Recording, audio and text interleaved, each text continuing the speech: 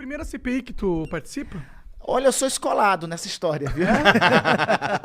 Eu sou escolado. Desde esse tempo, lembra que eu comecei falando aqui que eu fui deputado estadual muito jovem, aí depois fiquei sem mandato, né? Perdi a eleição para deputado estadual alguns anos depois, né? Mas aí, desde que eu cheguei na Assembleia Legislativa do meu estado, eu propus logo uma CPI lá, né? E depois, no Senado, né, eu participei pelo menos de umas 2 ou 3. Eu fui membro daquela CPI do Cachoeira, né? Eu propus e fui presidente da CPI do ECAD, né? Mais adiante, eu cheguei a participar também da CPI do BNDES, né? Cheguei a participar da CPI do HSBC, daquele escândalo chamado Panama Papers, né? Que um monte de ricaço brasileiro tinha conta no exterior, né? E essa, acho que na minha conta, essa é a quinta ou sexta. Eu já tive CPI em que foram virtuosas, né? Mas também já participei de muita CPI que foi frustrada. Aliás, a maioria das CPIs que eu participei, eu tenho que dizer aqui para vocês, foram frustradas. Eu terminei derrotado, né? Tipo, não se fala mais sobre o assunto, vira falar sobre nada. Vou dar um exemplo, CPI do Cachoeira. Na época, nós encontramos um monte... Olha só, nós descobrimos na CPI do Cachoeira que tinha uma empresa, uma construtora, que mandava no Rio de Janeiro. O nome dessa construtora, Delta. Depois, tempos depois, grave esse nome, tempos depois, a Operação Lava Jato identifica que essa construtora Delta financiava o Sérgio Cabral, governador do Rio de Janeiro. Nós chegamos nisso.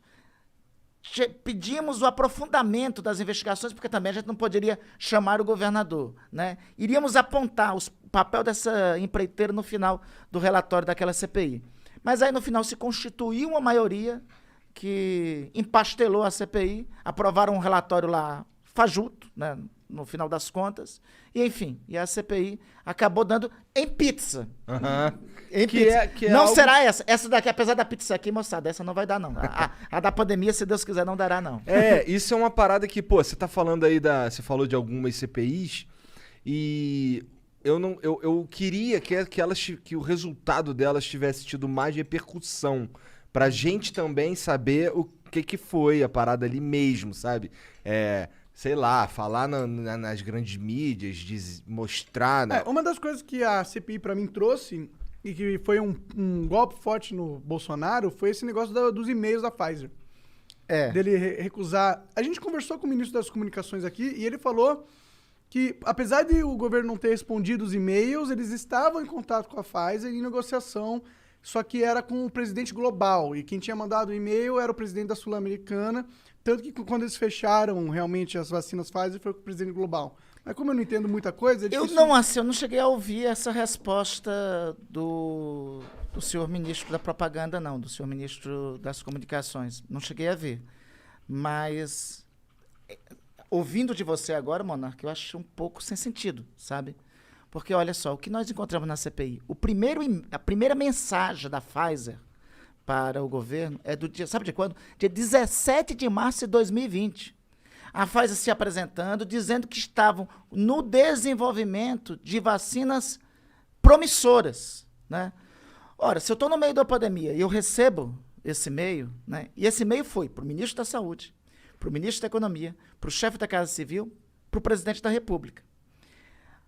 A não ser que alguém utilize o argumento, a desculpa que esse primeiro e-mail estava em inglês. Aí talvez... Mas assim, eu acho que isso não seria dificuldade, né?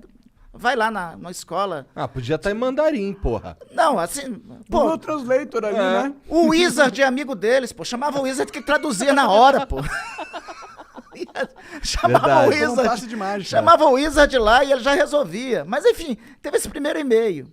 Depois desses, Igor e Monark se seguiram 101, quer dizer, esse, outro 100. Foram 101 e-mails. E sabe por que assim, não bate muito essa resposta do nosso colega ministro da Propaganda? É porque é o seguinte, olha só. No momento que o governo estava negando sentar com a Pfizer, eles fazem uma reunião com a Precisa, que era intermediária de uma outra vacina, de uma vacina chamada Covaxin. Aí o governo diz pra gente, não, mas a Pfizer ainda não tinha tido o autorizo por parte da Agência Nacional de Vigilância Sanitária, da Anvisa. A Pfizer teve o autorizo do FDA americano no dia 8 de dezembro. A Covaxin da Precisa até hoje não tem o autorizo. E o seguinte, o governo fez o contrato com a AstraZeneca antes de ter o autorizo também da Anvisa. Então, nada disso era impedimento. Porque a pergunta é, por que antes de fechar o contrato com a Pfizer, o contrato com a Pfizer foi fechado no dia 20 de março. No dia 2 de março, o senhor Pazuello recebe no gabinete do seu secretário executivo, Elcio Franco, recebe uma empresa meio folclórica, uma empresa de importação chamada World Brands. Ela dizia, essa empresa de importação, que ela tinha 30 milhões de doses da Coronavac. Depois, o Sinovac, o laboratório da Coronavac, disse que o único emissário da Coronavac no Brasil é o Instituto Butantan, né? Pois bem, o senhor Pazuello recebeu a World Brands, né, no dia 2 de março. Ela é uma importadora. Nós procuramos o portfólio da World Brands, ela é importadora até de produto erótico, mas não de vacina. Está lá no portfólio dela, é importadora de ração para animais, é importadora de produto erótico, mas para vacina não é, né? Então, e o contrato com a Pfizer não era assinado. Não foi assinado, recebeu a World Brands, o governo resolveu conversar. O nosso ministro da propaganda falou aí que quem mandou carta foi o cara aqui da América do Sul, da América Latina. Pô, mas quem teve acesso ao ministro da Saúde antes de fechar o contrato com a Pfizer foi o Cabo Dominguete, vendendo vacina. Vacina que ele não tinha, vacina da AstraZeneca. O Cabo Dominguete, o cabo daqui da PM de Minas Gerais, né? Aparece lá no Ministério da Saúde com uma pastinha e disse, eu tenho vacina, vamos vender aí vacina aí. Eram vacinas que ele não tinha. Então o governo sentou com a Precisa, sentou com a World Brands, conversou com a Davat, com o Cabo Dominguete, e não sentou com a Pfizer. Né? A Pfizer, porra, é a Pfizer. O que eles tinham contra a Pfizer? Bom, o que o Fábio falou... Eu não sei se eles tinham algo contrário a Pfizer ser também o produtor do Viagra, e talvez eles tivessem alguma reação a isso. Mas eles deviam amar a Pfizer, principalmente eu acho. Isso deveria ser um motivo para isso. Tô brincando. Deveria ser um motivo para isso. O Fábio, ele disse que esse lance da Pfizer aí foi meio que deixado de lado no primeiro momento porque eles queriam negociar poucas vacinas. Foi o que ele falou, tô só repetindo o que ele falou. Não, perfeito. Com 3 mil a 4 mil brasileiros morrendo por dia, eles queriam negociar pouca vacina. O senhor Fábio é bom não continuar com essa declaração, senão ele corre o sério risco de ser indiciado também. Porque essa declaração tem peso de o seguinte, não, a gente não tinha muita gente morrendo, então bora vacinar pouco, né? Equipara-se a isso. Esse tipo de afirmação. Na verdade, tipo, não gostei do tão pouco e eles foram procurar outras pessoas. Ele falou que comprou a AstraZeneca, que tinha 90 milhões de doses já garantidas, tipo, não é como a gente não foi, ele falando, né? Não é como se a gente não tivesse ido atrás. A gente foi, só não comprou da Pfizer. Mas olha, veja só, a AstraZeneca acabou depois demorando para vir. A Coronavac teve obstáculos também feitos pelo governo para vir.